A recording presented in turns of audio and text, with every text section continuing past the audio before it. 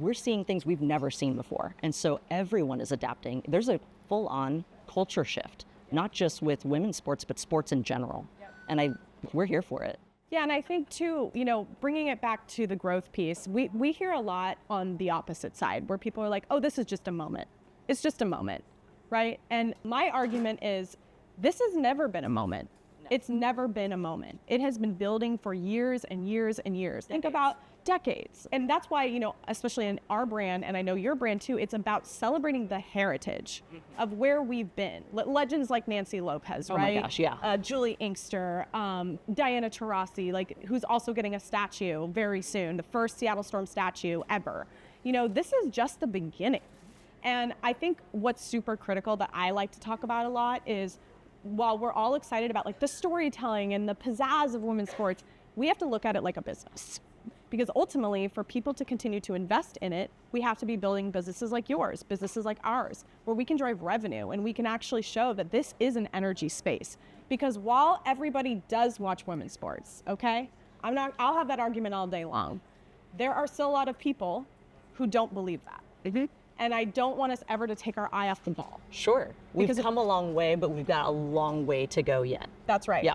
And we know that women's sports is projected to be a multi-billion-dollar industry even in the next couple of years, right? That is significant. I mean, you go look at the economics of other startup industries, that is tremendous growth. So you just think about where that can be, especially because LA 28 will be the first Olympics where more women are competing than men, ever, in the Olympic history. Think about what that is gonna say to our younger generations of girls, right? Yep. And I think that's super significant. And Portland can be a hotbed for that.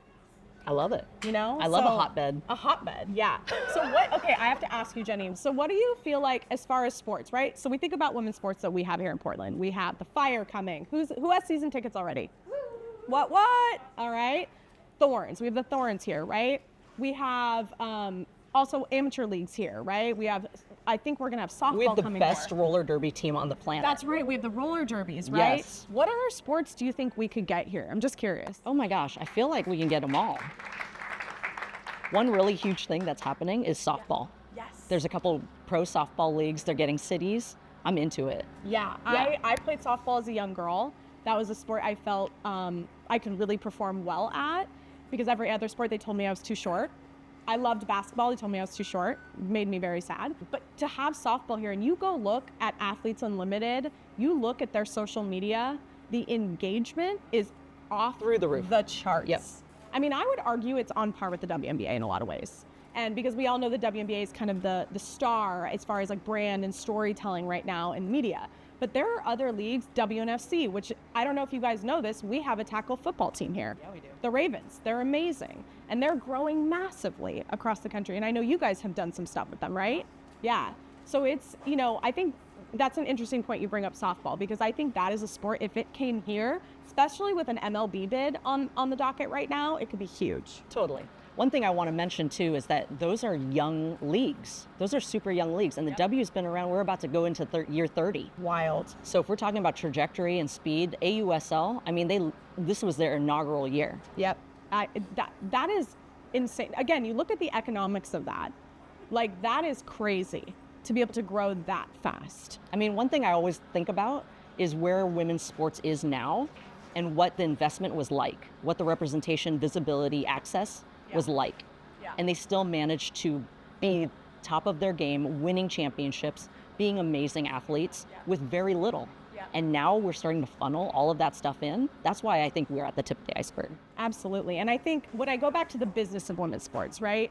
What I get really excited about is because I still feel that women's sports is deeply represented from a media perspective. I think our algorithms definitely, obviously put our interests in front of us, right? But if you really zoom out and you go talk to 1 out of 10 people, I still think there's a lot of education and opportunity there, right?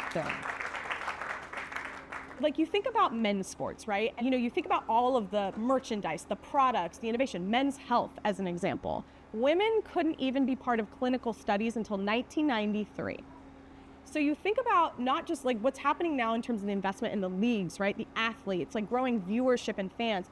Then you think about companies like yours, where you're gonna build new innovation around these spaces that's gonna drive massive revenue to come into these sports. That's what I get excited about. You know, new products, like you think about the cosmetics industry. Oh my gosh. It's huge. There's so many variables. What brand do you feel like has done the best job? And like maybe a traditional women's brand, or you would never imagine them playing a role in women's sports. What's that one for you? I mean, I think that you brought it up. You know, I right on the top of my mind is Sephora. You know, they partnered up with Unrivaled, and it just blew up. It was huge. It was massive. And that's something that's very, very different from men's sports, let's say. Yeah. And then we've got Tunnel Fits. You know, all My of the personal things. favorite. And we often talk about storytelling. You can have great stats, you can have a great game, you can have winners, champions, all of that stuff, great. But what is it that really makes a loyal fan? It's the authentic connection to the human story. You see yourself in them. And that's through storytelling. Absolutely. Yeah. And guess what? Women are prolific at storytelling. So I heard a stat recently at the Nike Epicenter event that was in partnership with Raj Sports. Elizabeth Lindsay, who is the president of Wasserman Brands, one of the most valuable sports marketing agencies in the world, worth billions. B with a billion. B of a billion. And she said something that stood with me so clear, which was 80+% of men make their money on their field of play. So on the court, on the field. Women, it's inverted for women. She said women have to be prolific on social media to eat. I mean, that was like a light bulb for me. Yeah. And that just shows you the opportunity for more equity in pay. Obviously, it's something we all believe in, but it just also shows you the difference of how men and women approach sports today. Totally. Right? Yep. So Jenny, where do you feel like, obviously we're on this incredible hockey stick curve of growth right now, right? The landscape is changing and more sports are coming in. You're also seeing more leagues start, you know, like Shaun White's even starting Snow Sports League, right? That's going to have both women's and men's sports. So it's just this huge, the whole sports landscape is changing. I knew you were going to drop some winter sports in here. Oh God, I love winter sports. I'm a huge snowboarder, so I love it. And I'm going to ski this year, but I love winter sports. What do you feel like this landscape could look like in the next 3 years? Oh my gosh. Again, I think that tip of the iceberg, we're just starting to see investment representation, visibility, all of that stuff skyrocket. Yeah. One thing that I think is really important, and you mentioned it earlier, is the decades that have gotten to where we are now. To me, one of the biggest differences isn't just who's on the fields. The folks who are in your seat, the folks who are behind the camera, writing stories, commentating on sports, owning teams, owning networks, right?